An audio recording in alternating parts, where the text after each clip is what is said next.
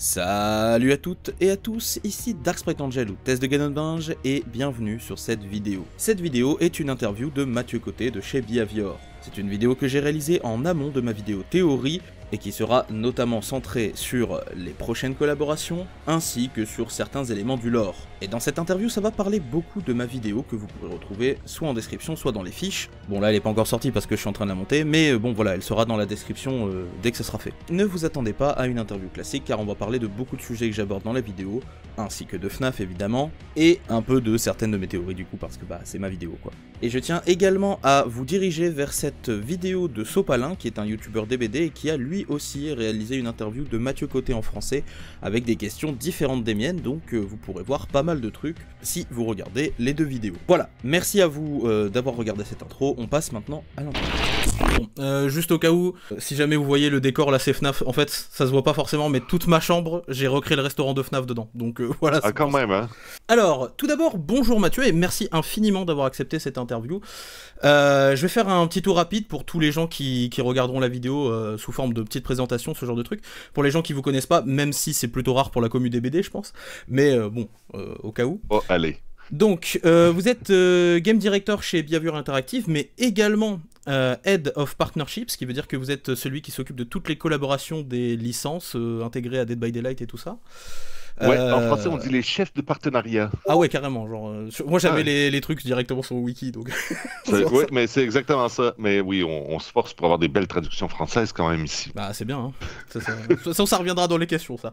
Mais ouais, je sais que vous avez un rôle assez compliqué, parce que vous êtes pris entre deux feux, généralement c'est vous qui répondez soit à la communauté, soit à tout ce qui est côté industrie, JV et tout ça, quoi.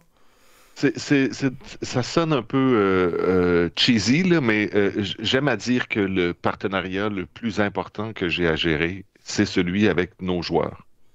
Parce que si c'était pas de nos joueurs, de la communauté, des gens qui sont engagés, des gens qui sont impliqués dans Dead by Daylight, dans leur vie de tous les jours, un peu comme des gens, par exemple, qui recréeraient Five Nights at Freddy's dans leur salle, comme ça. Si c'était pas de ces gens-là, puis de ce partenariat-là, on serait pas capable de continuer à faire notre jeu. Je veux dire, on le ferait pour personne, ce jeu-là, puis ça n'a aucun sens. Bah, donc, surtout les 9 ans de jeu, c'est beaucoup, quoi, genre... Ben oui, et pour nous, c'est critique, ce partenariat-là, et ça va rester celui dont je m'occupe en premier. Donc, je m'occupe beaucoup, tu sais, j'ai été à PAX, je fais beaucoup des entrevues, des trucs comme ça va toujours rester. Mais c'est vrai que le gros de mon travail maintenant se passe à négocier avec des partenaires à l'externe, donc que ce soit les licences qu'on introduit dans Dead by Daylight, que ce soit les collaborations qu'on fait, par exemple qu'on vient de faire avec Assassin's Creed, tous ces trucs-là où on introduit la licence de Dead by Daylight dans quelque chose, où on introduit des nouvelles licences dans Dead by Daylight. Ouais, je me doute que c'est pas forcément le truc, on va dire, le plus simple à faire, parce qu'il doit y avoir quand même beaucoup de... C'est complexe, mais c'est très amusant. Et ce qui est le plus frustrant, je te dirais, c'est que je travaille sur des trucs super cool dont je ne pourrais pas parler avant 1 an ou 2. Ouais, bon, ça c'est normal, hein. Moi c'est pareil dans mes projets, genre, bon, la vidéo elle sera pour la chaîne parce que je fais de la théorie et tout ça. Ouais. Mais faut savoir que dans le côté théorie, il y a, je fais aussi en fait une web série qui est à l'intérieur. Et genre, des fois, j'ai tourné des scènes à l'avance pour des trucs qui sortiront dans 5 ans. Donc, c'est clairement des trucs comme ça. Bon, en tout cas, non ironiquement, en tant que joueur, je vous le dis, you did a pretty good job so far, mais premier degré. Ouais. Écoute, s'il y a des paroles qui resteront gravées des paroles que j'ai dites, j'en ai dit des conneries, là. Si c'est ça, les paroles qui restent et que les gens... dont les gens se souviennent, très content. Encore aujourd'hui, je le dis avec fierté. Ah bah, honnêtement, moi en tant que joueur, honnêtement, je suis très très content de ce qu'est le jeu à l'heure actuelle, hein, donc ça y a pas de souci. Mais donc oui, pour revenir vite fait sur l'interview, aujourd'hui on va aborder pas mal de choses sur des BD, donc comme je le disais plus tôt, moi je suis un créateur de contenu spécialisé dans le lore et les théories. Donc là, je suis en train de réaliser une grosse vidéo sur des BD, elle va faire à peu près 1h30, un truc comme ça.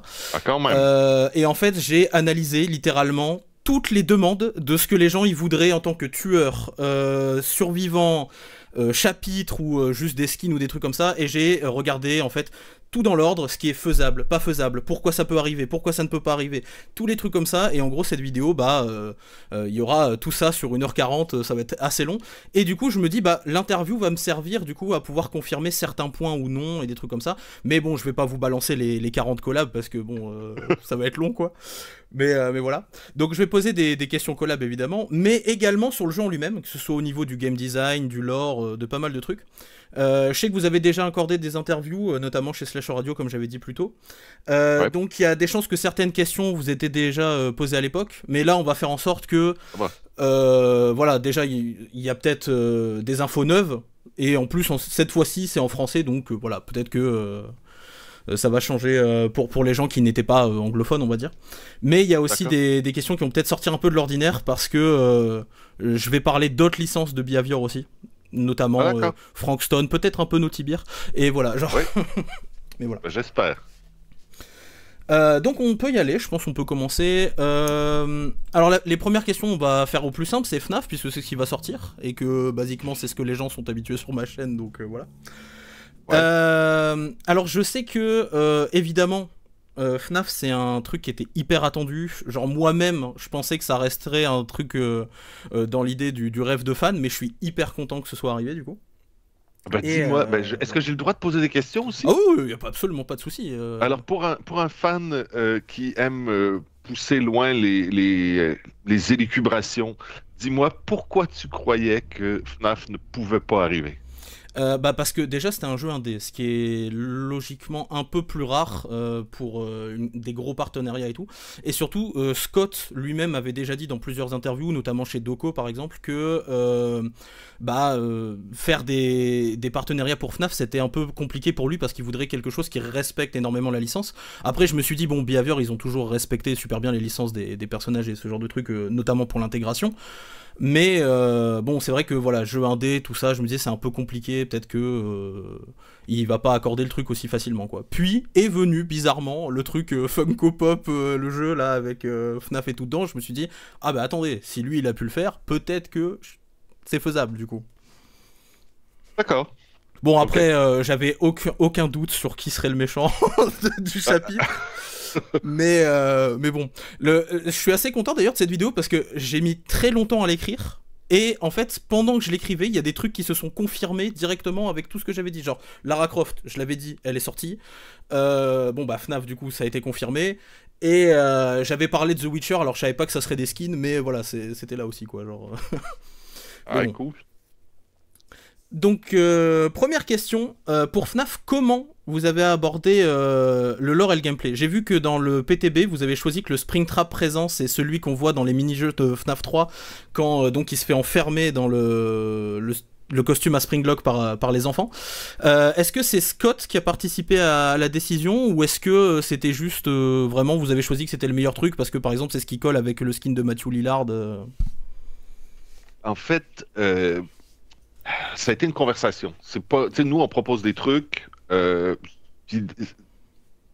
Spécifiquement dans cette collaboration-là, Scott était très présent, très intéressé. Comparé, par exemple, à d'autres, par exemple, où des fois, on parle directement avec quelqu'un qui gère un catalogue de films qui est peut-être moins au courant de ce qu'on fait dans les jeux vidéo, qui ne sera pas intéressé par le gameplay, les trucs comme ça.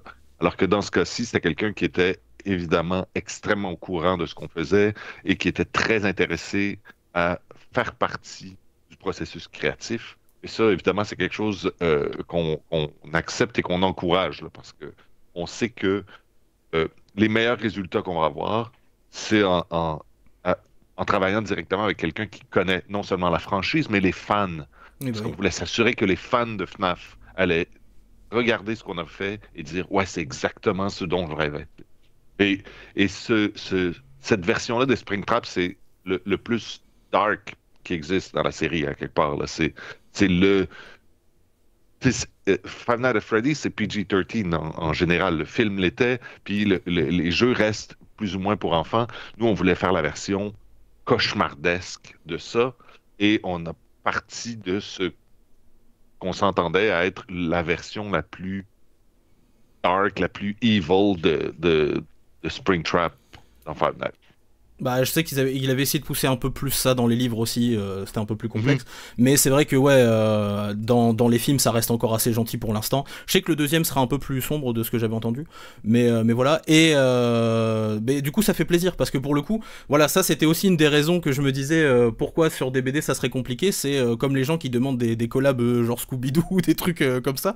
J'étais là en mode, bah, c'est vrai que je sais pas s'il accorderait honnêtement un truc un peu gore comme ça directement. Alors que pourtant, FNAF, dans les lignes, c'est quand même un mec qui est mort dans le cadavre et tout, quoi. Genre, donc.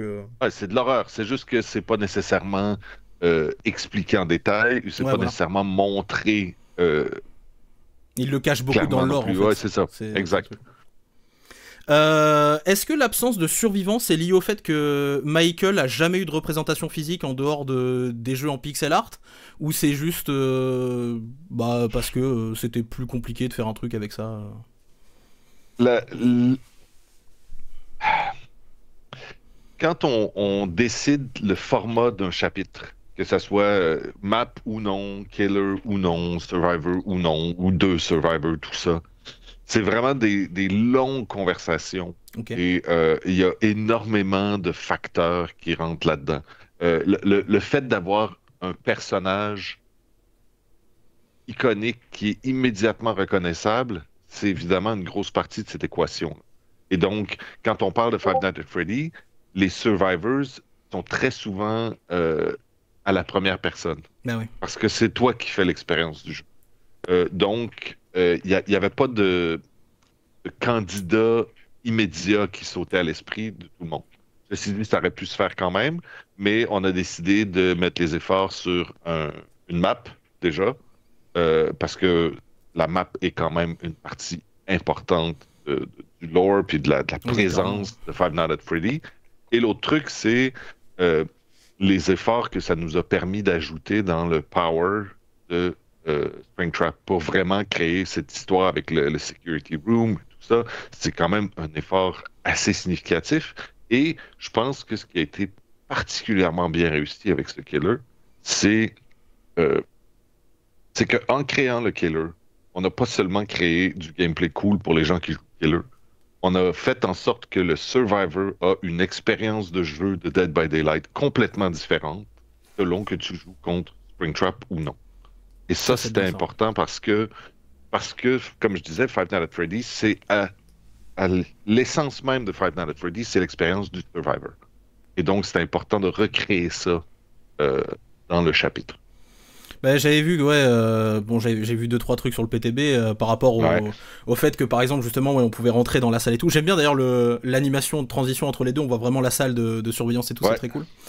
Et ça me fait penser d'ailleurs quand je voyais la salle avec les portes et les machins, ça me faisait penser un peu à L.Pointed quand on était en VR sur le truc. Il y a vraiment ce truc avec les portes.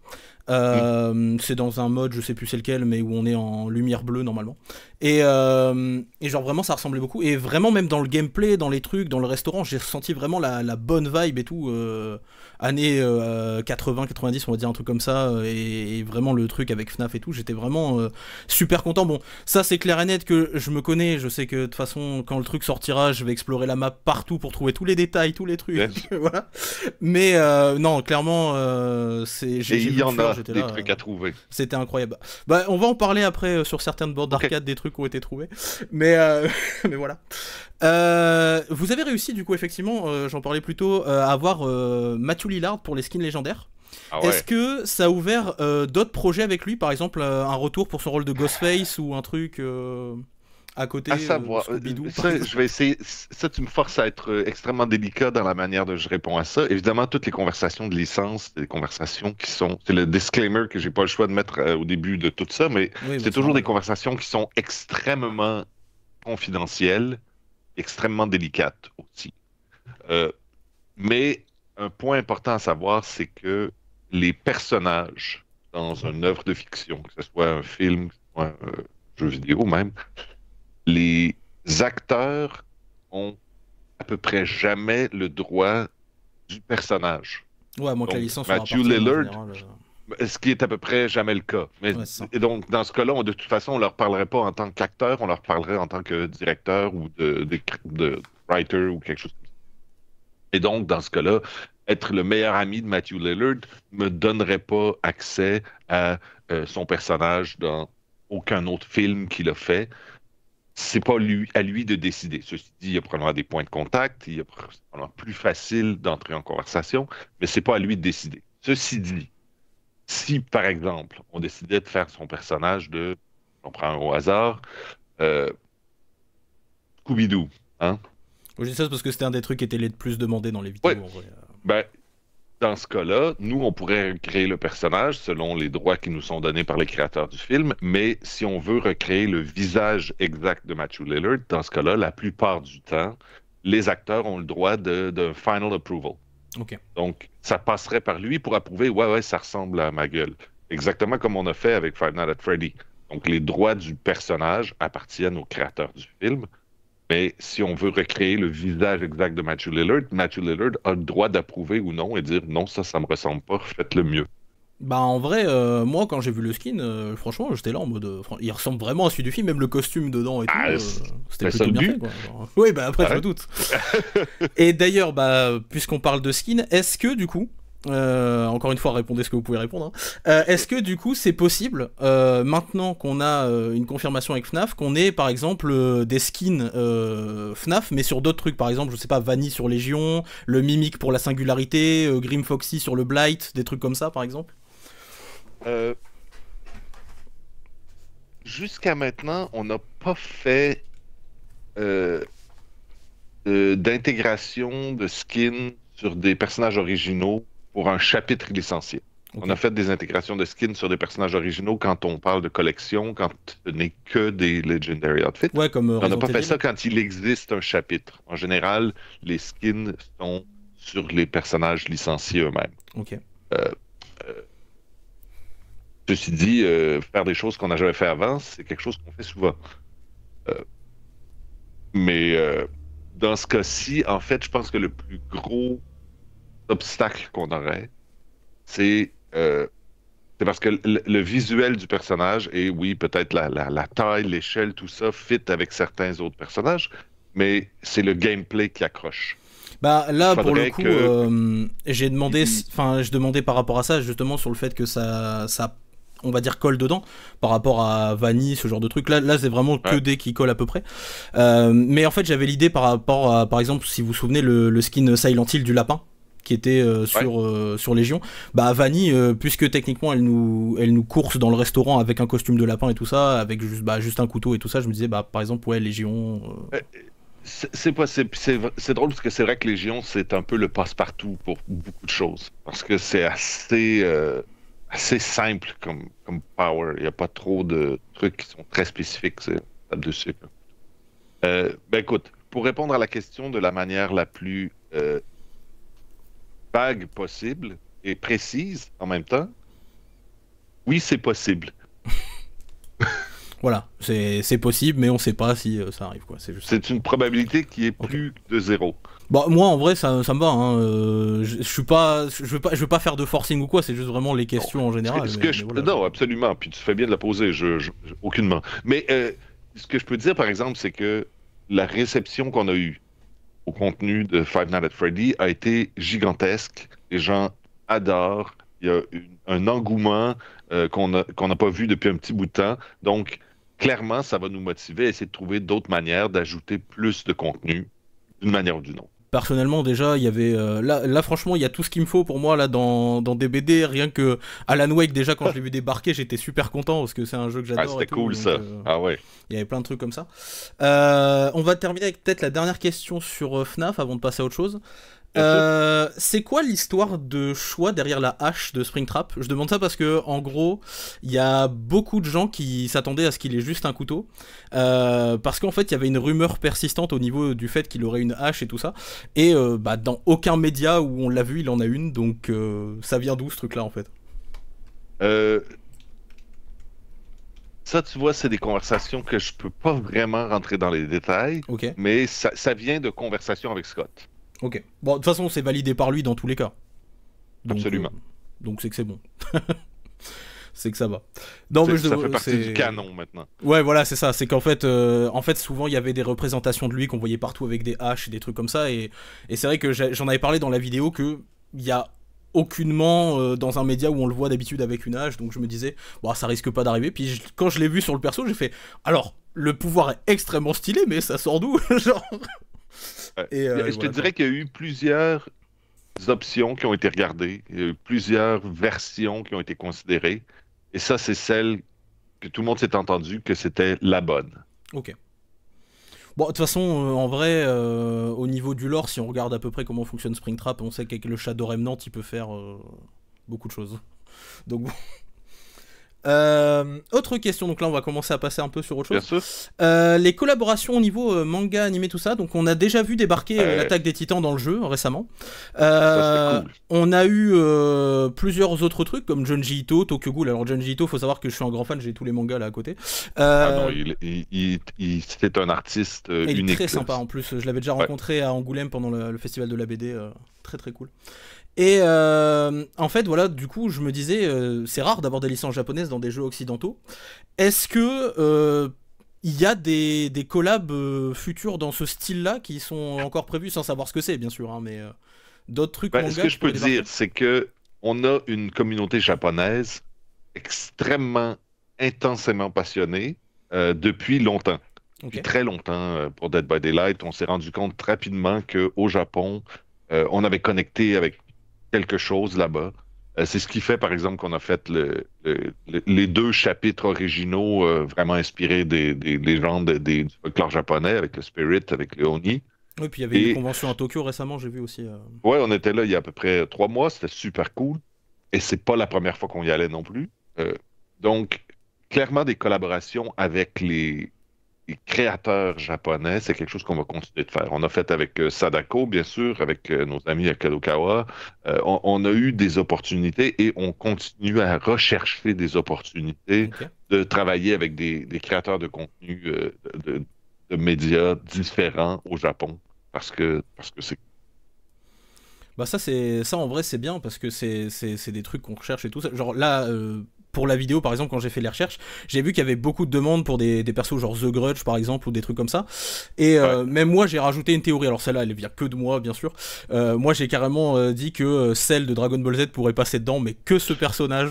Parce que je parlais par rapport notamment à un jeu qui est un peu pareil qui s'appelait DBZ The Breaker qui ressemble à... c'est un gameplay asymétrique aussi avec un mec qui doit tuer d'autres personnages et tout ça. Et j'expliquais que celle pourrait passer dedans en termes d'aura et tout ça par rapport à d'autres persos. J'ai expliqué à peu près le gameplay qu'il pourrait avoir selon moi, hein. Encore une fois je suis pas game designer ou quoi, mais et j'ai expliqué pourquoi par exemple tout ce qui était Boo, Freezer, tout ça ça marcherait pas. Bon ça reste dans la vidéo donc je vais pas diverger depuis 15 ans, mais voilà, et si la vidéo vous intéresse de toute façon vous pourrez la retrouver facilement, mais voilà. Y a-t-il eu des contraintes spécifiques imposées du coup par les créateurs? Parce que quand on regarde par exemple l'attaque des titans, la taille des titans ou juste même l'échelle cosmique d'un truc comme l'entité, on se demande genre jusqu'où ça peut aller des BD en termes d'échelle. Est-ce que c'est un choix de Isayama ou du coup de l'éditeur, ou est-ce que c'était une contrainte technique de pas directement mettre les titans dedans parce que on a eu un mode par exemple comme My Little Oni qui montrait que on pouvait avoir des trucs grands dans la map quoi.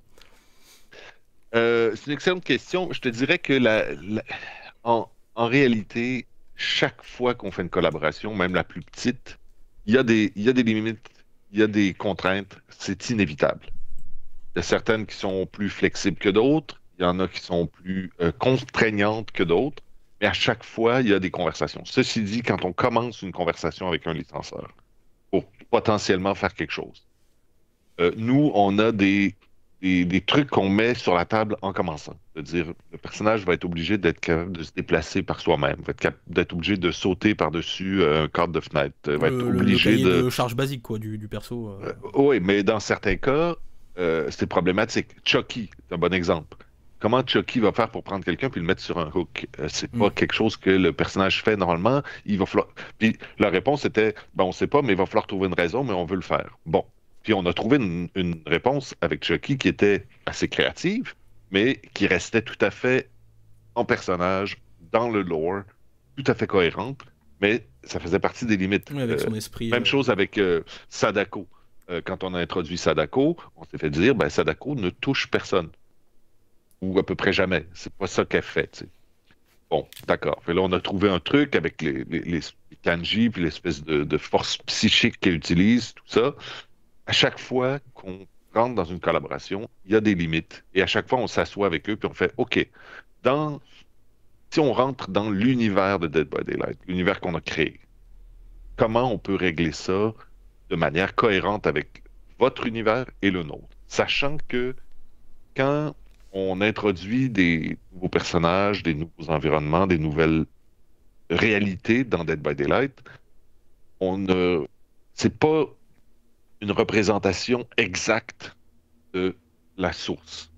C'est essentiellement, comment j'expliquerais, on parlait avec Silent Hill, quand on a fait le chapitre de Silent Hill, j'expliquais aux licencieurs qui nous disaient, par exemple, ah oui, mais Pyramid Head puis Cheryl, ils n'ont jamais été dans le même jeu, ils n'ont jamais été dans le même espace au même moment. Donc, ça n'a aucun sens que ce soit eux les personnages que vous preniez puis qui se rencontrent. Et là, j'ai expliqué, j'ai dit, imagine que tu joues tous les jeux Silent Hill, un après l'autre. Après, tu tapes tous les films, toutes les séries, tous les comics. Après, tu vas te coucher et tu fais un cauchemar sur Silent Hill. C'est ça qu'on recrée dans Dead by Daylight. C'est un mélange parce que l'entité recrée l'univers à partir des pensées, des mémoires, des peurs des gens.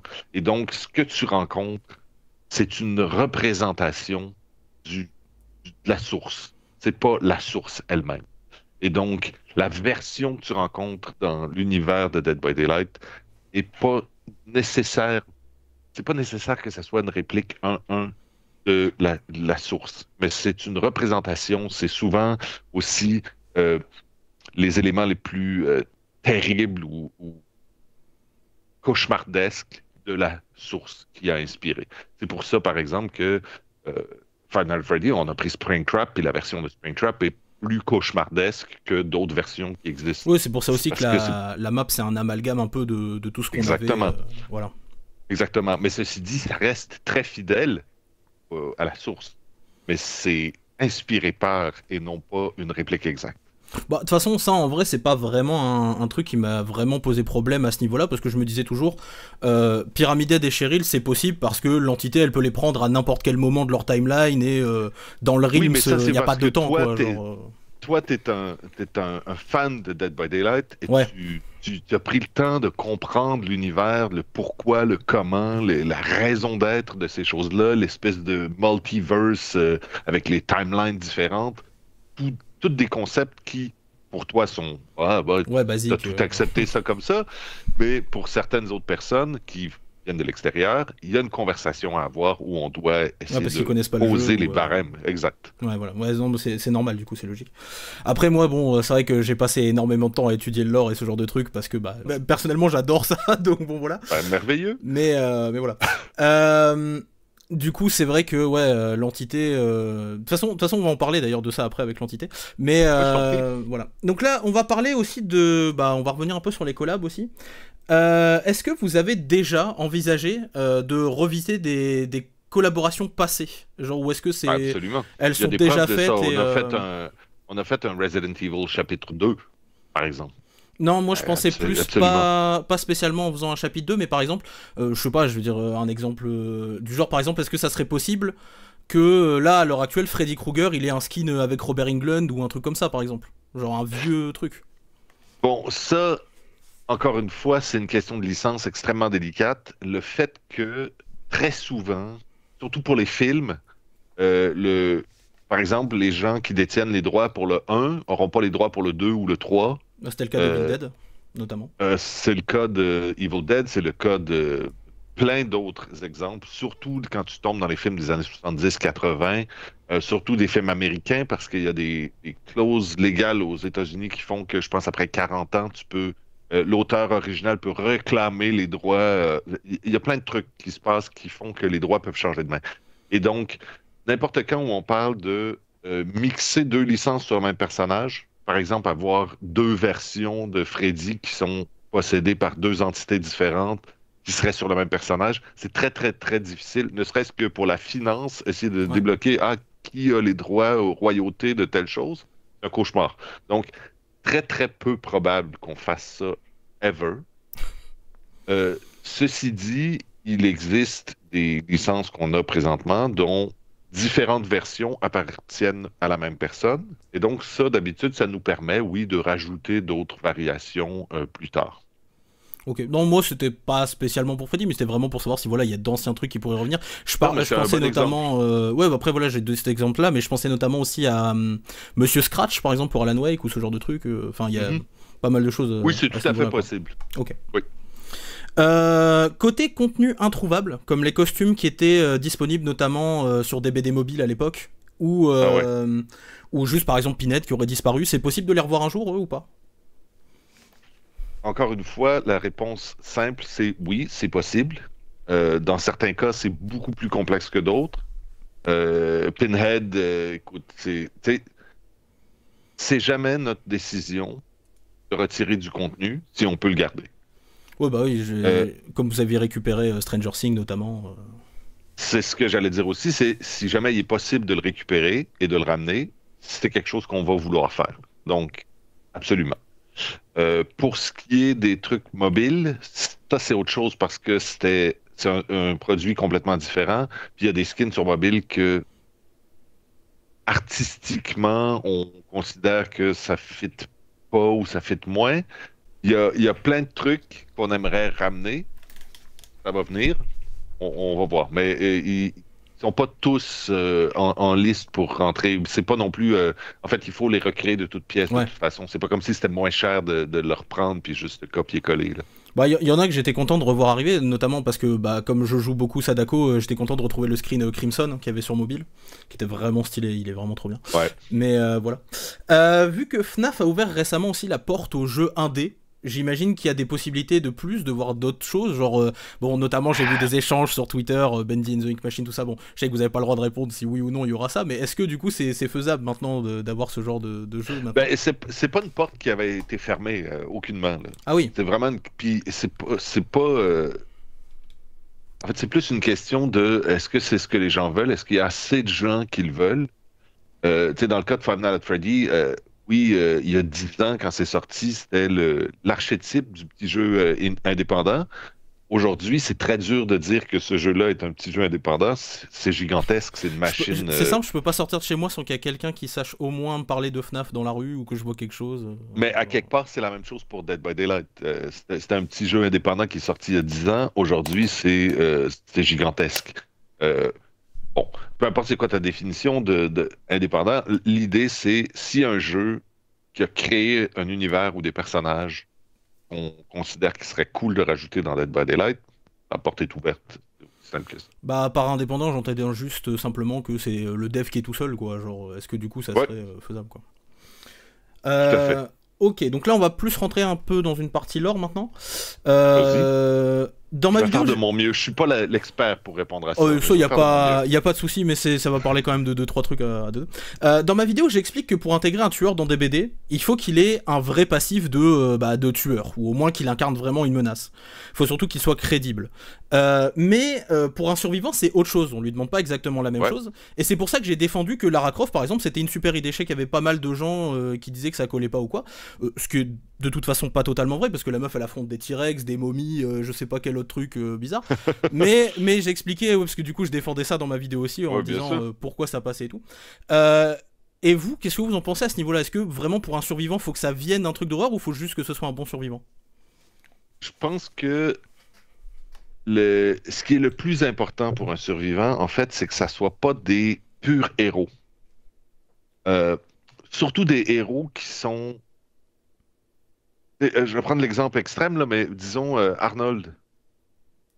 Que ça soit dans Predator ou quelque chose comme ça, là. Le classique action hero là, des années 80, euh, c'est très très dur de croire qu'il se ferait péter la gueule puis il se ferait mettre sur un crochet.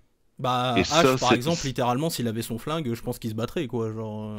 il se battrait, mais Ash se fait taper dessus, se fait péter la gueule et Oui, dans perd la série, oui, tout ça. régulièrement. Ouais, c'est vrai. Régulièrement. Il finit par triompher. Oui, ça va. Ça peut être des gens qui finissent par triompher, mais c'est dur de dire que ce gars-là est un héros. Le C'est vrai. but de nos Survivors, surtout les créations originales, c'était de créer des gens qui sont euh, relatable. C'est des gens qui te donnent l'impression que si tu étais derrière eux au café à attendre ton croissant, tu remarquerais même pas parce que c'est des gens normaux, c'est des gens qui Mm. sont variés, qui ressemblent à toi, qui ressemblent à ma voisine, qui ressemblent à n'importe qui.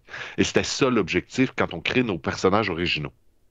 Des gens avec une histoire, des gens intéressants, des gens qui sont humains, qui sont faillibles, qui ont des forces, des faiblesses. C'était ça le but des personnages. Et donc, quand on regarde les survivants qui viennent de l'extérieur, il faut que ce soit des gens qui, oui, ont été passés à travers la tordeuse. Là. Essentiellement, il faut que ce soit des gens euh, que tu crois qu'ils pourraient passer à travers des épreuves insurmontables, mais c'est pas des héros. Ça, c'est important. C'est pour ça que, par exemple, les personnages de Stranger Things, c'est des bons exemples. Ils sont des fois héroïques, des fois, ils ont des représentations qui sont contentes, mais c'est le petit, c'est le David et Goliath, là. C'est le petit qui réussit à faire quelque chose malgré qu'il n'y ait aucun espoir. Ash Williams, c'est un bon exemple, c'est plus de la comédie que de l'horreur, quoique c'est assez horreur quand même, mais c'est quand même quelqu'un qui réussit à survivre malgré des, des, des challenges qui sont énormes. Pour ce qui est un qui arrivera probablement jamais, mais qui sera un bon exemple, je te dirais, c'est Die Hard. Ok. Ouais, genre John McClane, Willis, c'est. ouais, c'est vraiment lui, il pourrait être un survivor parce que tu crois qu'il pourrait se faire péter la gueule, qu'il pourrait se faire mettre sur un hook. Peut-être cette fois-là, il meurt, peut-être la prochaine fois, il gagne. On ne sait pas. Comparé à Arnold. C'est plus là qu'elle est la ligne. Ouais, je vois ce que vous voulez dire. Bah, c'est typiquement pour ça que j'expliquais justement dans la vidéo que Doomguy, c'est impossible. Genre, il serait là que en skin, par exemple. Exactement. Puis, Mais ouais. Witcher, à la limite, il est à la limite. Mais c'était un très cool. Tu sais, c'est drôle, le Witcher puis Lara Croft, pour moi, je les décris de la même façon. À quelque part, c'est pas nécessairement. Ils viennent pas d'une source qui est horreur, mais clairement, ils ont rencontré beaucoup d'horreur Ouais, dans ouais, bah leurs aventures. ils ont Les deux. l'aura pour le survivant. Dans tous les cas, c'est ce que j'expliquais au début. Puis de toute Ouais. façon, comme je disais, encore une fois, bon là, je vais parler un peu de l'or, mais l'entité avait dit que pour se connecter à un monde, faut déjà qu'il y ait énormément d'horreur dedans, donc ça fonctionne. Ouais, mais quel monde n'en a pas? Oui, en plus, techniquement. Mais oui, après, il y a des bons exemples. Enfin, pour moi, Laurie Strode, c'est le truc qui incarne le plus ça, parce que elle a vraiment survécu à des trucs. Ah, bah, absolument. Et Ah, c'est la justement, première aussi qu'on a ajoutée. Hein. bah, Laurie Strode, honnêtement, bah, enfin, ça, je sais, parce que littéralement, en fait, des BD, je l'ai acheté vers 2016 avec un pack Halloween, vu que bah, Mayer, c'était mon OK. main à l'époque, donc voilà. Nice. Et justement, donc en parlant de survivants, je vais rebondir dessus parce que récemment, on a eu le chapitre Steady Pulse où arrivait donc Ouais. Aurella Rose, voicée par Angelica Ross, qu'on a pu notamment voir dans American Horror Story. Et c'était un choix personnel d'ajouter des voice actors connus ou c'était juste comme ça pour dire on va marquer le coup C'est un choix tout à fait conscient. En fait, c'est que si on regarde les premières années de Dead by Daylight, les voice actors, c'était pour la grande majorité des employés de Behavior. La plupart les deux, trois premières années, c'est tous des employés de Behavior qui font les voix des personnages, juste parce que ben, c'est ça qu'on avait sous la main, c'est ça le budget qu'on avait, puis ben, de toute façon, les personnages parlaient pas. C'était que des grognements, des cris, des halètements, tout ça. Aujourd'hui, on a des voice lines, on a vraiment beaucoup plus de contenu au niveau de la voix des personnages et donc on fait appel à des professionnels pour faire ça. Pour la grosse majorité des personnages qu'on fait, on fait appel à des professionnels qui sont extrêmement compétents, mais qui sont peut-être pas connus du public. bah, je Une fois pense de temps en notamment temps. à ouais, comment il s'appelait le perso avec ses cheveux blancs courts qui est un j'ai oublié le mec du Le chapitre du chevalier. trickster. Non, le gars Ah du non, chapitre du ok. chevalier Oui, oui. j'ai oublié son nom. Félix. Et Non, Non, Vittorio. Vittorio, Vittorio. voilà, c'est Tu ça. parles de Bah, Vittorio. Il est Vittorio, pas par blond, exemple, il est gris. son voice actor est moins connu, mais je trouve qu'il est très très bon dans ce qu'il fait. En plus, il avait déjà Mais accordé des interviews, lui, donc. ben, exactement. Puis dans certains cas, on est allé chercher des gens qui sont des acteurs, des voice actors qui sont reconnus, mais qui ne sont pas nécessairement connus du public. Parce qu'en général, les voice actors ne sont pas très connus du public. Euh, par exemple, quand on a fait Donjon Dragon, on est allé chercher Matt Mercer pour faire la voix de Vecna. C'était super cool. Moi, je tripais. Mais c'est pas tout le monde qui connaît Matt Mercer. C'est beaucoup plus maintenant, à cause de Critical Role, bien sûr. Mais reste que il a fait du travail de voice acting avant ça. Là. Mais Bah, donc oui, ouais. pour te dire, pour répondre, c'est de plus en plus on utilise des acteurs, des voice actors pour faire ça. Puis dans certains cas, c'était approprié d'utiliser des voice actors qui font aussi du acting. Puis ça marche. Bon, surtout qu'il y a des voix que j'avais déjà reconnues, parce qu'il faut savoir que nous, ici en France, il y a un très gros culte Oui, au niveau des voice actors et tout ça. Et j'avais bien reconnu sûr. notamment dans les archives, il y avait Françoise Cadol, l'ancienne voix française de Lara Croft. Mais Ouais. voilà, donc du coup j'étais là. Pareil, je crois qu'il y a Emmanuel Bonamy qui avait fait la VF de Snake dans Metal Gear Solid PS1. J'ai reconnu plein de voix hein, dans les trucs, j'étais là. Même Alan Wake, je suis content d'avoir entendu sa vraie VF.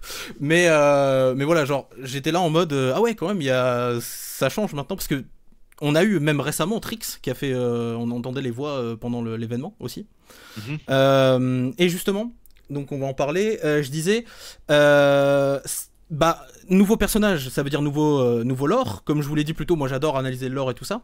Et il y a des figures récurrentes qui reviennent dans le lore comme Vigo, l'observateur, Ouais. qui était dans les archives ou justement Trix, comme je dis. Euh, Est-ce que ces personnages-là qui existent dans le lore à l'heure actuelle il y a moyen qu'à jour on les revoie un peu plus comme Trix ou genre carrément qu'ils apparaissent en personnage ou par exemple j'en sais rien je vais dire l'exemple du fameux professeur tueur qui devait exister et qui a jamais existé qui pourrait revenir ou ce genre de truc. Le professeur tueur. Je crois que si je dis pas de bêtises j'avais lu un truc sur le wiki qui disait que un des premiers tueurs du jeu ça devait être un prof en classe ou un truc comme ça et qu'il est jamais sorti. C'est une connerie. Ah ouais c'est pas vrai Et ça. je sais d'où ça vient et c'est pas vrai. Et en fait, ça vient de une très bonne blague de notre. À l'époque, c'était celle qui était en charge du UI, qui s'occupe maintenant qui fait de la direction artistique. Et donc, il y avait plusieurs icônes qui étaient dans le jeu qui n'étaient pas utilisées. Et les gens avaient fouillé dans les files, puis avaient trouvé plein d'icônes. Il y avait une pomme avec un rasoir dedans, je crois que ça vient de là du coup, mais. Ouais, il y avait un bonnet d'âne, il y avait chewing gum, il y avait des trucs comme ça. Et en fait, quand tu prenais la première lettre de chacun de ces icônes-là pour faire un acrostiche, ça disait Get Good. Et c'était que ça. C'était juste Donc, la mais blague. c'est Ok, ouais. ouais, puis c'était vraiment Get Schooled, là, c'est apprends parce que enfin, et c'était la blague de notre designer qui avait fait ça. Et donc, il n'y a pas de personnage de professeur. Ok, Il ouais. y a, c'était vraiment juste, c'était un thème d'école parce que c'était apprends. Oui, bah oui. Euh, Mais et c'est un donc, truc que c'était j'ai ça. retrouvé dans le truc. Mais ouais, du coup. Exact. Mais donc, il n'y a Voilà. jamais eu de professeur. Mais à part ça, du coup, des personnages comme Vigo ou ce genre de truc, il y aurait des chances qu'on les revoie plus maintenant ou. Euh, on va continuer à voir leurs traces, on va Ok. continuer à en entendre parler, il va continuer à avoir de l'histoire écrite sur ces gens-là, à mon avis. Et puis là, ça, c'est pas du gospel, là, ça se pourrait très bien que je me trompe. Je crois que tu ne les verras jamais comme Survivor. Ok. Mais il y a une série de comics qui est en train de se faire, on a un film qui est en train de se faire, il y a C'est dans plein les d'autres. questions, j'en parlais justement. Ouais, Mais, voilà. mais il y a plein d'autres médiums avec lesquels on va raconter plus de l'histoire de Dead by Daylight, et qui sait si on les verra pas apparaître un peu dans des autres méthodes. Ok, bah nickel. Franchement, ça fait plaisir. Déjà, en plus, c'est marrant parce que plus tard dans les questions, je vais parler du film et j'ai parlé du comics avec. OK? Je parlais du comics qu'il y avait eu sur Légion, donc il y a des trucs. Ouais, ouais. Mais voilà. Dans le lore, on comprend que l'entité manipule certains tueurs, comme le trappeur par exemple. Dans son lore, il expliquait que voilà, il a des bouts de fer, des trucs comme ça pour qu'il obéisse à l'entité. Ouais. Mais dans l'or, on voit aussi qu'il y a des trucs comme Vecna. On apprend que lui, il résistait à l'entité carrément avant de se laisser volontairement aspirer. Et que quand il est arrivé, l'entité, elle a dû le nerf avec une marque dans son cou. Ouais. Et du coup, je me dis, bah c'est pareil pour Alan Wake qui a pas son clicker ou ce genre de truc. Mais est-ce que ça veut dire qu'il existe des personnes ou des forces plus puissantes que l'entité elle-même, du coup? Et du coup, est-ce que ce genre de système de limitation comme le truc dans le coup de Vecna, ça pourrait justifier le fait qu'il y ait vraiment des persos très puissants qui puissent apparaître? Oui. Bah voilà. Et, Écoute, tu sais, cette marque de l'entité qu'on a mis sur Vecna, c'était notre manière d'intégrer un personnage qui est dans le lore de Donjon Dragon. Vecna, c'est plus ou moins l'ultime méchant. Là. Je veux dire, ça va pas plus loin. Il y a à peu près tous les pouvoirs. C'est complètement ridicule. Quand tu lis son stat block, je suis un Ah, il a quasi tous les nerd. sorts du jeu, je crois, hein, basiquement. C'est ça. C'est complètement ridicule. Il peut tout faire. Enfin. Et donc, nous, on voulait l'avoir dans le jeu, mais on a dit on va trouver une version un petit peu plus raisonnable. Et pourquoi? Est-ce que c'est parce qu'il fait juste jouer avec toi? Non, non, non, c'est pas son genre. Donc, il fallait trouver une manière. Et encore une fois, comme c'est une représentation de l'entité, mais en fait, c'est aussi cette personne-là ou ce personnage-là qui est maintenant rendu dans le monde de l'entité, qui doit vivre dans une réalité qui est complètement fabriquée par cette créature ou cette entité qui est incompréhensible. Donc, les règles, les lois, la physique, le temps, la logique dans ce monde-là est dictée par l'entité qui peut faire à peu près n'importe quoi. Donc, ouais. Là, on tombe dans ouais, c'est ça, les tergiversations de lore profonde, mais en fait, c'est que si, et ce qui est impossible, mais si tu pouvais prendre l'entité puis la sortir de son univers, la mettre ailleurs, elle n'aurait pas les mêmes pouvoirs. Mais dans le monde de l'entité où tu es essentiellement à l'intérieur de l'entité, il n'y a pas de limite à ce qui peut être fait. Ouais, c'est genre dans son realm, elle fait ce qu'elle veut, mais en dehors, par contre, c'est autre chose, quoi. Genre. Oui, mais ça n'existe pas, ça. Ouais, je me doute, mais logiquement, Oui, ça serait ça, quoi. oui, Genre. bien sûr. D'ailleurs, alors vous avez répondu un peu à la question tout à l'heure quand je parlais des survivants, mais je disais comment ça se fait dans le lore qu'il y a un truc du coup qui justifie que les survivants cherchent pas tant que ça à se battre réellement contre les tueurs. Est-ce que je vois souvent il y a une histoire qui revient par rapport à ce que l'entité elle aurait healé des tueurs directement qui se seraient fait frapper ou des trucs comme ça. Vous voyez ça comment vous à ce niveau-là? Euh, c'est très dur comme question, ça. Euh, et c'est impossible à répondre. En fait, c'est vraiment je pense qu'une des choses les plus importantes dans l'univers qu'on a créé, dans l'histoire qu'on a créée, c'est le fait que l'intention précise de l'entité ne peut jamais être comprise, Ok. euh, déduite. Et ça, c'est important. Donc, tu peux pas, tu peux avoir tes théories, tu peux être même certain de tes théories, mais Alors moi j'affirme rien jamais tant que c'est pas confirmé de toute façon. Donc, mais jamais on va confirmer justement est-ce que l'entité se nourrit de la peur des gens? Est-ce que c'est un test, un purgatoire, ou est-ce que tout ça est juste un tube digestif? Jamais on va le confirmer, mais il ok. va y avoir des traces ici et là. Puis quand on va donner un morceau d'information, on va s'assurer de rajouter 8 nouvelles questions. Ouais, c'est histoire que ça continue. Enfin c'est logique en même Euh, temps. Genre, voilà. Ok, bah merci pour votre réponse. Là, ici, on va parler donc un petit peu. Bah, j'avais parlé de DBD mobile un peu avant, mais je disais, il y avait un autre jeu qui a disparu récemment, qui devait sortir, qui s'appelait Project T. ouais. Et dedans, il y avait des personnages que je sais qui avaient vraiment marqué les gens, comme Willa Bratavich ou Virgile Fontenot. Est-ce Ouais. que ces personnages, on pourrait les revoir du coup, ou est-ce qu'ils ont totalement disparu? Ce n'est pas impossible, ça ne l'est pas. Ceci dit, c'est des personnages qu'on avait créés de toutes pièces pour un but précis. Ils étaient cool. À chaque jour, on crée des personnages. La plupart sont cool. On va continuer à créer des personnages qu'on trouve super intéressants. Je suis pas sûr qu'ils ont plus de valeur que le prochain qu'on pourrait créer de toutes pièces demain. Voilà. Mais Bon, moi, c'est je pas demandais impossible. ça par rapport aux gens qui aimaient bien, et voilà Bien quoi. sûr. Mais c'est drôle parce que des fois, il y a des personnages comme ça qu'on crée en passant une note dans un texte ou même un figurant puis qui prennent une vie complètement démesurée à cause de la passion des joueurs. Ah bah Euh, littéralement. un bon exemple, c'est Carl, le caissier dans le trailer de Ghostface. Quand on a fait le trailer de Ghostface, Ghostface qui s'en va comme à la quincaillerie acheter des trucs, puis le caissier dans cette histoire-là, tout le monde c'est devenu un personnage avec sa propre vie, sa propre réalité, avec des subreddits, alors que c'est un figurant dans l'histoire. Tu sais. C'est toujours très drôle, moi j'adore ça. Mais c'est après voilà, c'est ça avec les gens, ils se passionnent pour un truc et après ils Ah continuent oui, mais quoi. après on embarque le plus possible. Un bon exemple aussi, c'est Maurice. Maurice, qui a disparu récemment. Où est-il? On l'a retrouvé. Tu l'as pas vu? Non, j'ai pas vu encore ça, mais... il est dans Assassin's Creed. Ah, c'est pour ça qu'il avait disparu. Tu peux rider Maurice maintenant. Faudra que j'aille voir ça, alors c'est intéressant. Mais parce que la première fois il avait disparu, c'était pour le dragage, je crois, il me semble. Ouais. Et voilà, donc là on va rentrer sur des questions un peu plus techniques. Mais bon, oui, je t'en prie. Est-ce que pour vous, ça serait faisable d'utiliser des œuvres qui sont tombées dans le domaine public ou qui seraient en Creative Commons? Je pense notamment à des trucs genre Frankenstein, Toulouse, des trucs... ce genre de choses. Ok. Absolument.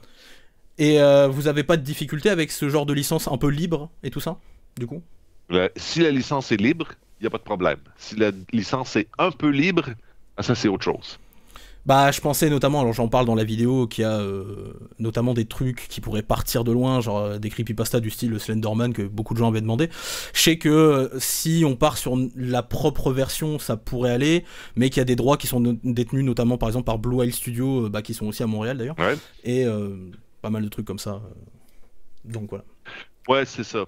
C'est un bon exemple. La différence entre Frankenstein, mettons, où c'est clairement maintenant dans le domaine public, c'est très facile de créer. Tant que tu ne recrées pas une version qui a déjà été faite dans un film ou dans une série, mais dans d'autres cas, c'est plus flou un peu la licence. Puis ça, dans ce temps-là, on essaie de se tenir loin. Bah, de toute façon, après... je pense que c'est toujours cool aussi de faire sa propre version quelque part quand on a accès à quelque chose, quoi. Donc, toujours plus stylé. Bien sûr. Alors voilà, ici on va rentrer dans des trucs là qui sont, comme je disais, un peu plus cryptiques. Sur la roadmap 2025, il y avait les lettres éteintes qui formaient donc le message The One Who Lives. Et c'est littéralement le titre du coup de la dernière série Walking Dead. Avec Rick Grimes, on savait qu'il y avait Michonne, et on savait qu'il y avait un des acteurs donc qui jouait Carl qui avait demandé des trucs et tout ça. C'est un easter egg volontaire ou ça fait juste partie des indices laissés comme dit pendant la PAX C'est quoi la différence entre un easter egg ou un indice volontaire? Easter egg, ça serait juste pour dire on a possibilité de, et indice c'est on l'a et voilà l'indice. Ah, d'accord. Je peux te dire déjà que au tout début, dans les premières années, peut-être qu'on aurait fait des conneries, mais maintenant, aujourd'hui, on fait extrêmement attention de ne pas laisser planer de doute, à moins d'avoir quelque chose de sûr et certain. Je voudrais pas. Je sais que dans certains cas, mettons au tout début, là, ça nous est arrivé des fois de faire un post sur Twitter pour essayer d'attirer l'attention d'un licencieur, pour essayer de faire un deal. Mais aujourd'hui, on se permettrait pas de faire ça parce que ça lancerait des tollés. Puis s'ils disent non, ce qui est tout à fait leur droit, par exemple, ils se feraient probablement harceler par nos fans. Puis on veut jamais mettre les gens dans une position inconfortable comme ça. Ce qui est compréhensible du coup. Logique. Ouais. Justement, en parlant d'easter egg et tout ça, j'en parlais tout à l'heure. Pendant le live des 9 ans, il y avait Eric Pop qui portait une veste très semblable à celle de Majima dans Sega, de Yakuza. Ah, d'accord. De Yakuza. Ouais. Est-ce que c'est du troll pur ou c'est juste un hasard Non, c'est juste que Eric Pope est très stylé. C'est une réponse. Moi, ça me va. Voilà. On va parler du coup, effectivement, donc vous en avez parlé plus tôt, des films. Ceci dit, je vais dire que dans l'attirail qu'il portait, on a laissé des indices. Ok. Mais c'était pas ça. Moi, après, je revois surtout ce que j'ai vu sur Twitter, il y a beaucoup de gens qui parlent de ça. Bien sûr. Après, moi, Yakuza, j'y joue beaucoup. Je sais que il y a ça aussi, mais voilà. Mais ok, ça vaut le coup de chercher aussi, c'est intéressant. De toute façon, les moindres indices, moi je me souviens d'une époque où il y avait des gens qui allaient chercher des trucs absolus, genre quand vous aviez liké un post sur le Jason multivers, je sais plus quoi, là ils étaient là en mode Jason et tout, j'étais là en mode vous savez pas à quel point c'est galère d'avoir ses droits déjà dans non, parce que des gens qui utilisaient des trucs comme quoi il était dans Multiversus et tout, mais le truc c'est que ça appartient à Warner Bros, donc ils ont le droit de le mettre eux-mêmes, donc bon voilà quoi. Et je vais pas vous faire l'affront de vous poser la question pour Jason parce que je sais à quel point c'est un bourbier de l'avoir, donc voilà. C'est en effet un bourbier de l'avoir. Ceci dit, comme j'ai répété à maintes reprises, il y en a deux, entre autres, Ils ont une invitation à chaque jour, là. Ils veulent, ils ont leur carte VIP déjà imprimée. C'est Jason, Pennywise. Jamais ils ont le goût de venir, la porte est ouverte. Ah bah Ils le moi savent. franchement je kifferais de fou le voir dans le jeu hein, mais bon après Ah, c'est encore sûr. une fois comme je dis je sais que c'est galère quoi. Tout à l'heure vous évoquiez le fait qu'il y avait le film et tout ça Ouais. et donc oui ça va être adapté au cinéma par Blumhouse, bah, les mêmes qui font le film FNAF d'ailleurs, et est-ce que ça va être basé directement sur le lore actuel du jeu ou ça va juste se passer dans l'univers du jeu et c'est un truc qui va raconter une histoire différente du style Frank Stone par exemple? Ça, je peux pas répondre. Ok. Je peux juste pas. Ça c'est pas grave, c'est vraiment c'était J'aimerais. une question comme Ça, ça mais... c'est un truc que j'aimerais, mais je peux pas répondre. Je peux comprendre. En vrai, il n'y a pas de souci à ce niveau-là. Ok. Comme je disais, de toute façon, faut pas hésiter s'il y a des questions où il peut pas y avoir de réponse, Ouais, vous me bien dites sûr. juste et puis c'est bon. Hein. Bah, justement, puisqu'on a parlé de cinéma, c'est l'occasion, selon moi, parfaite de rebondir sur l'un de mes chapitres préférés, qui est Nicolas Cage. Ah ouais. Là, clairement, on est sur un choix hors case, un peu par rapport au reste, mais qui fonctionne Ah bah oui. à fond. Parce que bon, il a eu des rôles dans pas mal de films de genre, qui touchent vraiment beaucoup à l'horreur des fois. C'est un acteur qui est très populaire, et il y a l'anecdote de son fils qui est fan de DBD et tout ça. Est-ce que ce type de collab un peu spécial, c'est-à-dire un truc qui serait la personne directement et non son personnage, ça pourrait réarriver? Donc ça, c'est deux questions. Premièrement, une personne par rapport à un personnage fictif, oui, ça serait possible. À mon avis, le fait qu'on l'a déjà fait serait moins surprenant. Ok. Et donc, pour la première partie de ta question, qui est une autre collab comme ça, qui est surprenante, qui est inattendue, 100%. Mais je pense que pour qu'elle soit absolument surprenante, pour qu'elle soit aussi inattendue que le jour où on a annoncé Nick Cage, il faut que ça soit autre chose qu'une vraie personne. Et en plus, moi j'étais vachement content parce que en plus c'est un de mes acteurs préférés, donc voilà. Et Mais voilà. je l'adore, là. Pour moi, c'est un rêve là, de pouvoir travailler avec lui. En fait, j'en parlais dans ma vidéo et je disais dans les théories, bon, je vais skipper vite fait pour pas trop en parler 15 ans, mais j'en parlais dans ma vidéo, je disais quels seraient les bons candidats à ce stade et tout ça. Et je reprenais des trucs qu'on voyait souvent. Alors, il y avait des gens qui avaient demandé des trucs genre Jack Black et tout, mais j'expliquais pourquoi ça passerait pas.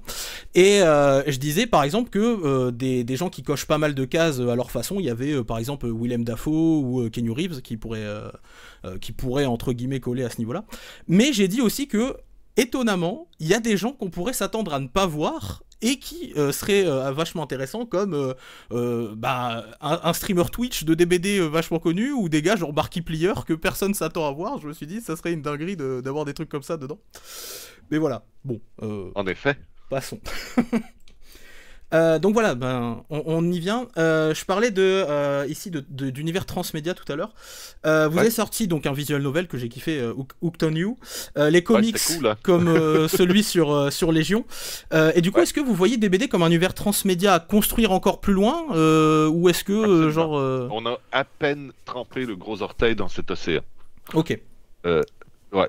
Hooked on You, le comic, Frank Stone, c'est toutes des manières alternatives de raconter plus de l'histoire de Dead by Daylight. Le film s'inscrit là-dedans, bien sûr. Il y a une deuxième run de comic qui est en train de se produire en ce moment.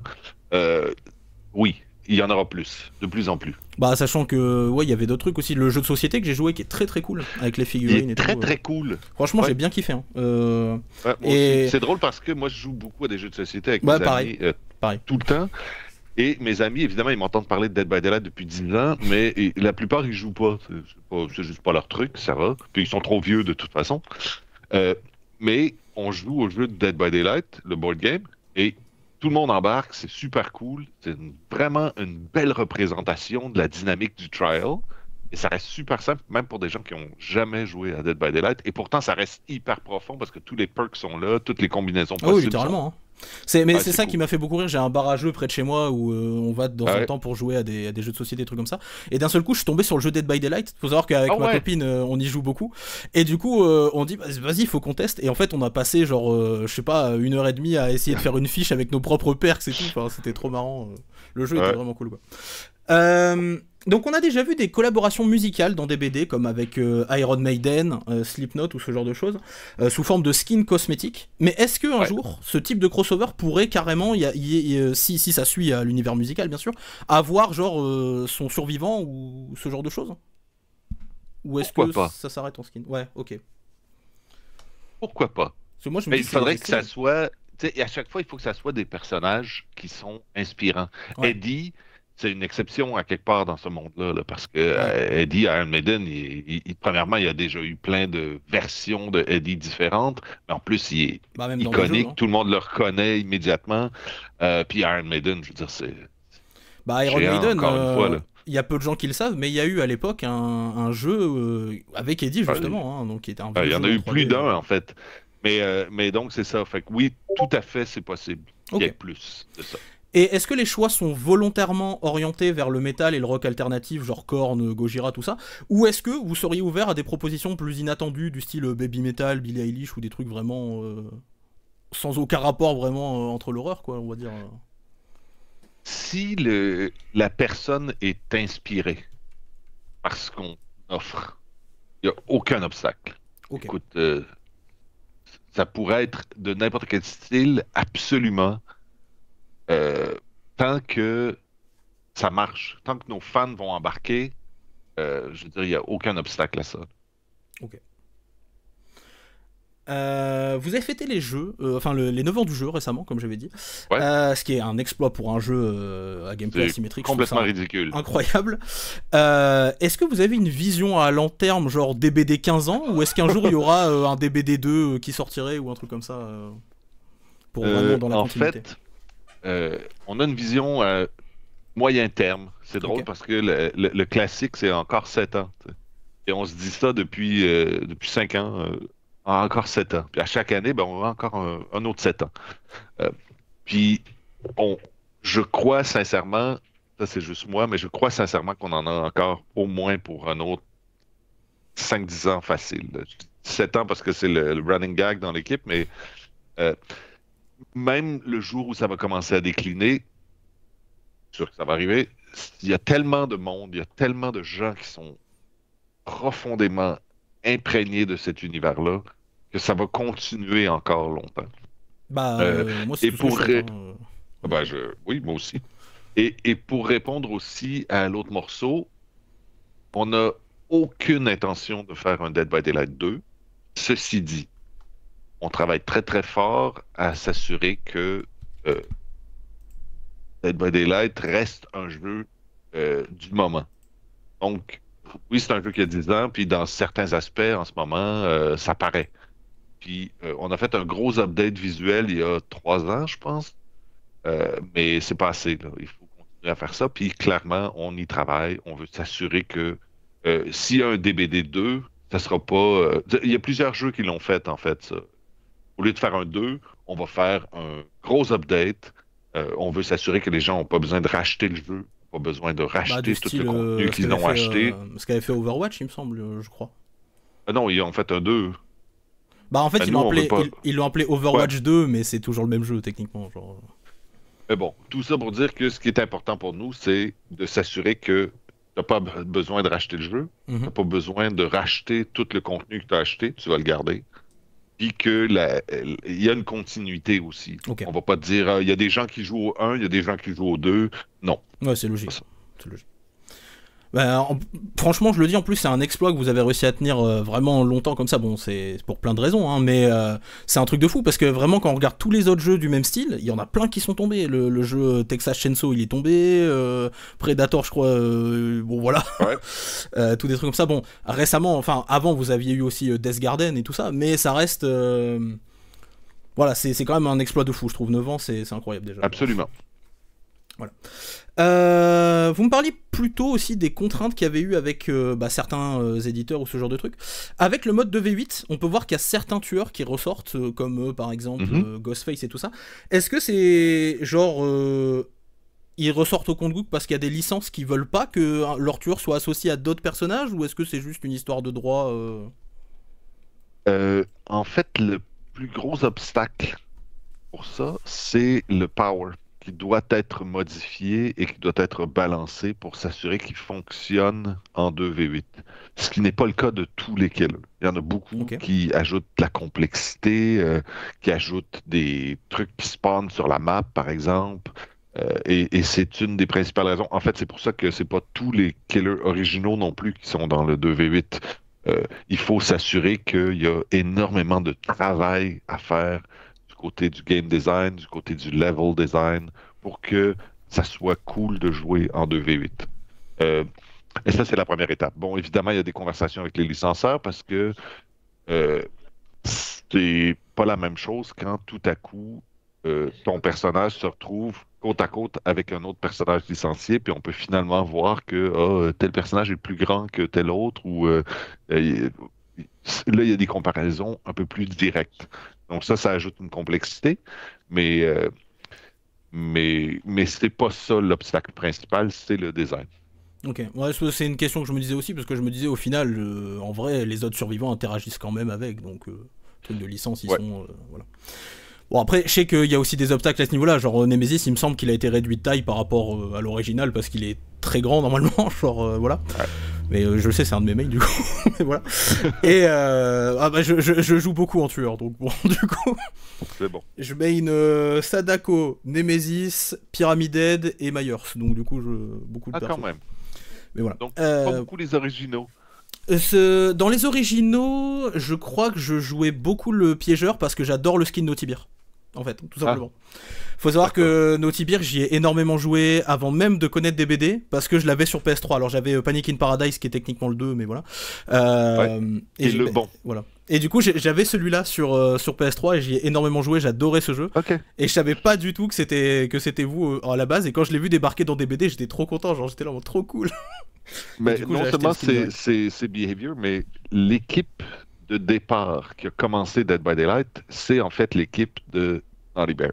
Donc, Ok. moi, j'étais sur Naughty Bear comme producteur pour Panic in Paradise avec Dave Richard, qui est notre directeur créatif, qui était le designer, Ash Panel, qui était le directeur créatif, le directeur artistique de Naughty Bear, le audio guy de Naughty Bear. Je veux dire, il y a une énorme quantité de l'équipe de base de Dead by Daylight qui était l'équipe de Naughty Bear. Ok, bah en vrai c'est cool, c'est pour ça aussi qu'il y a un peu l'ambiance quelque part, je me dis. Bah oui. Mais voilà. Donc, on en parlait tout à l'heure, vous avez dit que vous avez caché beaucoup de choses dans la map de FNAF et tout ça. Bon là Ouais. c'est une question très très simple. Il y a sur une borne d'arcade, il y a beaucoup de gens qui parlent de Joro Gumo, qui est donc une légende avec une femme araignée qui vient du folklore japonais. Il y a des gens qui spéculent que peut-être elle serait là en tueuse ou ça je ne sais pas. Mais dans le cas où vous feriez de tels tueurs, est-ce que, ça je demande surtout pour ma copine, il y aurait un mode arachnophobie ou des trucs comme ça? Excellente question dont, à laquelle je n'ai pas de réponse. Possible, c'est possible, mais en même temps, je suis pas certain parce que on a eu la même conversation avec le clown, par exemple. Mhm. Ah oui, parce qu'il y a Il y des a gens des qui ont peur gens des qui... clowns, ouais c'est vrai. Ah oui, mais en même temps, on fait un jeu d'horreur. C'est vrai. C'est-à-dire, à quelque part, le but, c'est de te faire peur. Euh, si tu En veux pas avoir soi, peur, je suis désolé, mais joue à autre chose, là. alors, en soi, Euh, je suis d'accord avec vous. C'est parce que moi, ça me fait toujours rigoler quand je joue avec ma copine. Genre, souvent, quand il y a les moris, elle se cache les yeux comme ça. Genre. Donc, bon, C'est correct. ça me Puis fait rire. le but de Dead by Daylight non plus n'est pas de montrer de la violence graphique à Oui. répétition. Ça n'a jamais été ça. Ça a été plus suggéré. Bon, dans les derniers Mori, évidemment, là, on se gâte, on fait des moments cinématiques. Ah, moi, j'ai kiffé le mori de Springtrap. Hein, il est vraiment trop cool. Mais, euh, mais c'est ça. Donc, dans ce cas-ci, je pense pas que on est prêt à faire beaucoup pour aider, par exemple, les gens qui sont daltoniens ou des trucs comme ça, pour Ouais. aider les gens qui... Peu importe, pour l'accessibilité du jeu, mais pour aider pour des peurs spécifiques, je suis pas certain parce que c'est le but du jeu. Bah oui, du coup. Non, mais en soi, c'est tout à fait légit. Hein, mais c'est juste que voilà, comme je sais Ouais, qu'elle, elle est vachement dégoûtée par ça, je pense qu'elle aura un peu plus de mal à jouer s'il y a ça, quoi. Mais ouais, bon. je comprends. Alors, voilà. Bon, Ben, là. jamais, je voudrais juste, je Ouais. m'excuse de vous interrompre, je voudrais juste flaguer que je pense que, à moins que Matt tu me dises, mais 11h30, c'est ta limite pour, je veux juste être sûre parce que Il n'y a pas de ça souci. devait finir à 11, là il est 11h10. Es-tu Ah correct oui, pour hein? continuer jusqu'à Hmm. 11h30? Ouais, ouais, c'est bon. Bah, si c'est Ok, bon pour fait que vous, il n'y a pas de souci. De toute façon, là, je passais aux questions les moins importantes. Je venais de poser tous les plus importantes à l'heure actuelle. Donc, OK, ben D'accord, super, ben, allons-y. on a encore Merci, 20 Aude, minutes mais ça de va. rien. ok. Parfait. Bah, de toute façon, c'est selon vous. Hein. Je ne vais pas vous retenir 8 ans non plus. Oh, ben ça va, je Euh, m'amuse, là. voilà. Alors, on en parlait plus tôt, exactement. Donc là, c'est une question qui va me tenir à cœur également. À l'époque, donc, vous avez choisi de doubler le lore des archives, mais pas les personnages in-game. Et maintenant, je vois que via le PTB, ça arrive doucement, qu'il y ait des VF et tout ça. Et même plus récemment, avec l'event de Trix et tout qui parle. Est-ce que, à l'époque, c'était une décision budgétaire ou c'était des contraintes techniques? Euh, le doublage, ça a toujours été très important, mais ouais, c'est contrainte technique et budgétaire, en fait. Puis aussi, ben, en fait, c'est pas tant le budget, purement les dollars, le fait que on a un nombre d'employés euh, euh, limité, puis on a du temps. Puis qu'est-ce qu'on leur dit de faire? C'est toujours ça la question. Est-ce qu'on fait ça ou un autre truc? Où est-ce qu'on met nos priorités? C'est toujours, c'est toujours la question à chaque jour. Tu sais, puis quand on parle de quality of life, des améliorations qu'on peut faire, c'est la même chose. C'est si on fait ça, oui, mais qu'est-ce qu'on fera pas en échange? Euh, Ça, c'est l'essence du développement de jeu. C'est la question la plus importante toujours, là. Si on fait ça, qu'est-ce qu'on fera pas? Ouais, ouais. Euh, ouais. Mais le doublage, ça a énormément de valeur. Puis, évidemment, au Québec, le doublage en français, c'est une conversation de tous les jours aussi, là. Le français, ça reste critique dans la politique, puis dans par exemple, les subventions gouvernementales, les trucs comme ça. Donc, c'est important pour nous de continuer à mettre le français de l'avant dans tout ce qu'on Bah, fait. sachant que je sais qu'il y en a en plus, c'est moins compliqué parce que par exemple, le doubleur de Vittorio peut doubler dans les deux langues du coup. Et Ouais, du coup, ça c'est cool. Mais ouais. ouais, il y a plein de trucs comme ça. Puis Euh, aussi, c'est pas simple. Certains licencieurs, ils posent la question, ils disent pourquoi le français, pourquoi rien hmm, d'autre? ouais, ouais, je comprends, je Enfin, comprends. Je comprends. Alors ça, c'est une question qui est, je ne sais pas si je puis avoir une réponse ou pas, mais bon, allez, allez. testons. Il y avait beaucoup de gens qui spéculaient à l'époque que la nouvelle map qu'il y a eu sur Ormont, en fait, évoquait visuellement, thématiquement l'univers de The Thing.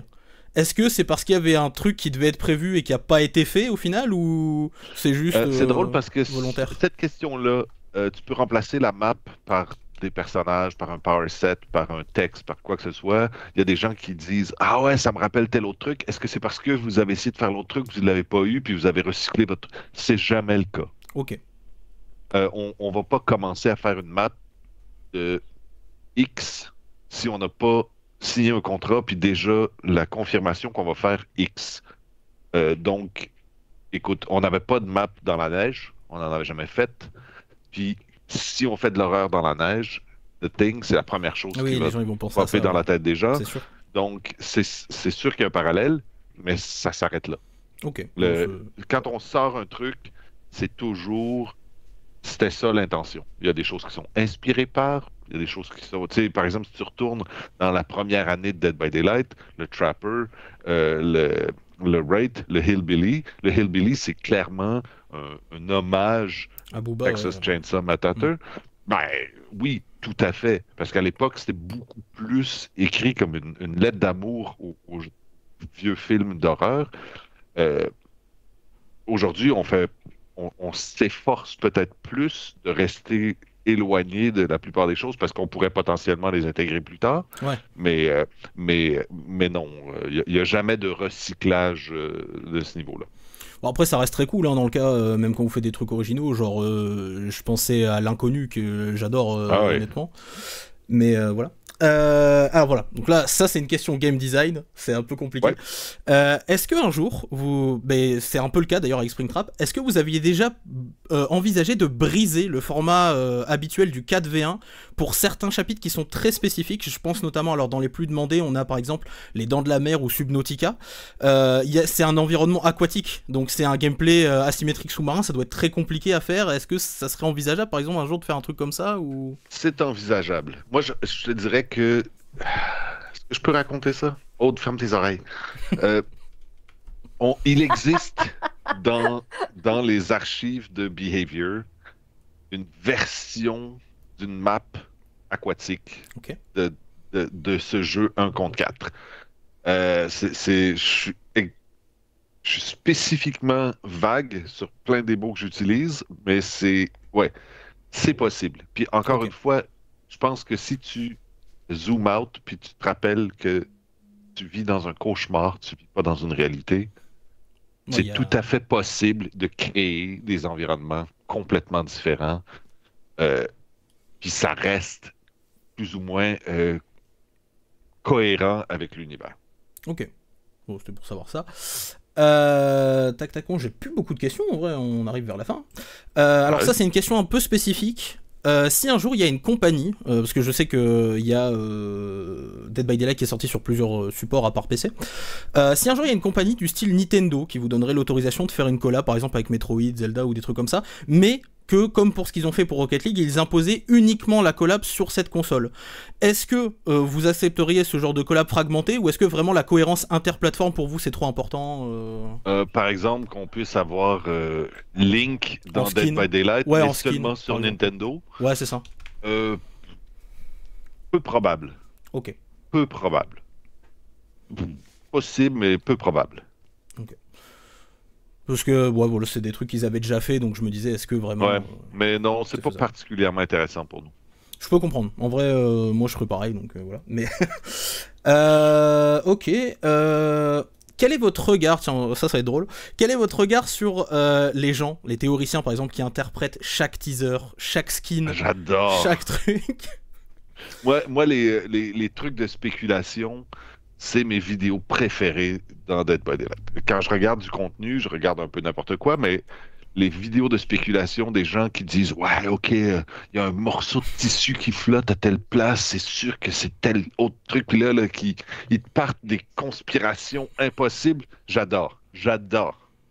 J'adore quand il y a un élément spot-on 100% exactement qu'ils ont trouvé à travers une mare de conneries complètes. J'adore. Et est-ce que vous concevez du coup le marketing avec ces gens-là en tête, genre comme ce que vous avez pu faire avec le Choose Your Own Chapter, ou est-ce que c'est juste... Ben, Choose Your Own Chapter, ça, à mon avis, ça n'a rien à voir. C'est déconnecté de ça, parce que la conspiration, il n'y aura pas de spéculation autour. Okay. Parce qu'on va faire le développement en direct, complètement ouvert avec les gens, on va poser des questions, on va s'en aller quelque part, tous ensemble. Mais oui, quand on fait des teases, je pense que l'inconnu, c'est un bon exemple de ça, où on a teasé un petit peu, on a donné une goutte, puis les gens commençaient à faire des spéculations par rapport à ça. On aime beaucoup ça, faire ça. Ouais. Bah, ça fait vivre le mystère aussi, ça c'est bien. Moi, bah, perso, je sais que je suis comme ça, j'adore voir les petits trucs et dire, ah, il y a ça. Bah, notamment ce que je parlais tout à l'heure avec Walking Dead, justement, avec les lettres et tout ça, mais... ouais. Mais voilà, quoi. Et donc, dernière question, un peu spéciale, entre guillemets... Comme on disait tout à l'heure, vous disiez, vous savez pas si vous pourriez faire des trucs de licence sur d'autres choses, mais sur des licences qui vous appartiennent proprement, genre ce qu'on a dit Naughty Beer. Je me dis, dans Naughty Beer, Panic at Paradise, il y a un perso que je kiffe qui s'appelle Vampiricorn, qui est le seul autre ours méchant. Et je me dis, un perso comme ça marcherait. C'est pas vrai. Il y en a plusieurs qui sont méchants. J'ai peut-être oublié les autres. Jacques le ticleur. C'est vrai. Mais... Bon, en tout cas, je me disais, Vampiricorn, c'est un skin qui passerait de fou sur Dracula. Ah ouais. Est-ce que ça serait possible? Ouais. Ben, c'est pas impossible. Ah ouais, il y a des zombies en plus. Il y a plein de méchants dans Naughty Bear. C'est vrai. Il y avait déjà eu des collabs, en plus à l'époque, il me semble, il y avait Batman, il y avait... Il n'y avait pas de collab. C'est qu'on était tellement petits, des costumes, et tout le monde se foutait complètement de nous, donc on pouvait faire de la parodie, puis aussi ça tombait sous la parodie dans Naughty Bear. Okay. Donc on pouvait avoir Freddy Krueger, Michael Myers, on les a tous faites, c'est pas grave. Là. Ah, je crois que c'était en collab, moi, carrément, mais ouais, c'est vrai qu'avec le truc de parodie, absolument ça marche. Pas. Déjà, on avait zéro budget, et en plus, on se disait, il y a personne qui regarde, on va faire nos trucs, puis ils vont jamais s'en rendre compte. C'est ce qui est arrivé. Bah, en tout cas, sachez que même pour un truc, zéro budget et tout, moi j'ai passé ma meilleure vie dessus quand j'étais gosse. J'ai kiffé ma life sur Naughty Beer. Franchement, c'était trop bien. Genre, Moi, je te dirais que c'est un des projets que j'ai eu le plus de plaisir à travailler dessus. Dead by Daylight mis de côté, là, mais Naughty Bear, là, ça a été une époque particulièrement drôle où on s'est tellement amusé. On faisait tout, on faisait rien, on faisait n'importe quoi, il n'y a personne qui regardait, puis on se permettait de faire des conneries impossibles, puis ça a donné quelque chose de vraiment cool. Franchement, je me souviens, j'avais kiffé parce qu'il y avait tout dedans. Il y avait des chapitres Star Wars, il y avait des trucs et tout. Et je me rappelle vraiment, il y avait tellement de façons différentes de faire des kills. Je kiffais ça, genre c'était beaucoup trop bien. Et même la blague de un peu à la Hitman en mode tu prends le costume du mec, là c'est juste tu prends sa tête et tu te la colles dessus. Genre, c'était vraiment trop cool, genre. Franchement. Ah bah merci, ça me fait plaisir d'entendre ça. Mais bon, bah écoutez, on arrive à la fin de cette interview. Merci beaucoup d'avoir accepté. Ça me fait plaisir. C'est incroyable. Franchement, honnêtement, je vous le dis, dès le début, j'ai envoyé mon mail comme une bouteille à la mer. Je m'attendais pas vraiment à ce qu'il y ait de réponse, mais je suis trop content. Genre, Ah non, mais ça, si t'as envoyé un message puis que Aude l'a trouvé, c'est sûr qu'on va faire une entrevue, on va trouver le temps. Eh ben, c'est nickel. Merci beaucoup à vous deux, en tout cas, c'est très cool. Et plaisir. Ben, merci toi du travail que tu fais. Plaisir. Écoute, c'est à cause de gens comme toi qu'on continue à être relevant, qu'on continue à avoir des gens. T'es un évangéliste, un ambassadeur pour Dead by Daylight, puis ça, c'est apprécié. Bah, j'ai reçu un mail juste après d'ailleurs qui me proposait de tester la bêta de, de FNAF, donc j'ai dit oui. Ah, J'étais nice. content. Cool. Ah, voilà. trop bien! Ben, écoute, puis vraiment, franchement, comme dit Mathieu, le sentiment est vraiment un plaisir partagé et hésite jamais, hein, si tu as d'autres idées comme ça, des Y trucs. a pas de souci. Si on peut le faire, on va le faire, mais vraiment, on apprécie full ton support puis ton amour du jeu, franchement, vraiment. Je dis tout le temps retiendrai de toute façon dans tous les cas, mais voilà. Ah ouais, super. Je dis toujours qu'on est des nerds de Montréal et puis on est trop contents quand les gens aiment notre jeu, puis c'est vrai, quoi. Fait que vraiment, merci. Ah, voilà. Ça va prendre encore un peu de temps à monter parce que la vidéo là elle est à 91% de l'écriture, mais elle est très longue et il y a déjà 46 pages, donc voilà. Mais je sais que j'ai été très très loin, j'ai analysé tout ce que les gens demandaient, même les trucs les plus absurdes, des machins qui... C'était compliqué. Mais voilà, et je me disais, allez, on va tenter l'interview. Je pense que de toute façon l'interview elle sera disponible à part, à côté, comme une vidéo aussi, genre ce qu'il y a eu avec Slasher Radio ou ce genre de truc. Et, bon. et voilà quoi, tout simplement. Ben, merci vraiment pour ça, puis on a super hâte de la voir. Franchement, Ouais, je vous l'enverrai, là, y a pas de souci. un Merci gros beaucoup. merci. Ben, je te souhaite une super belle fin de journée, et puis on se tient au courant, Benjamin. roule. Et dernière chose qui n'a absolument rien à voir avec les questions, j'ai kiffé la photo de tes animaux sur ton Insta, ils sont trop cute. Voilà, c'est tout. Oh oui, Bon, d'accord. Ben, tu donneras une grosse caresse à Buffy puis à Cooper pour... Ouais, Cooper qui Pour ça. dort dans sa boîte à côté de moi ici. Parfait. C'est bon. Merci Benjamin encore, Merci bonne à vous. journée. Allez, Au revoir. À plus. Merci beaucoup. Bye.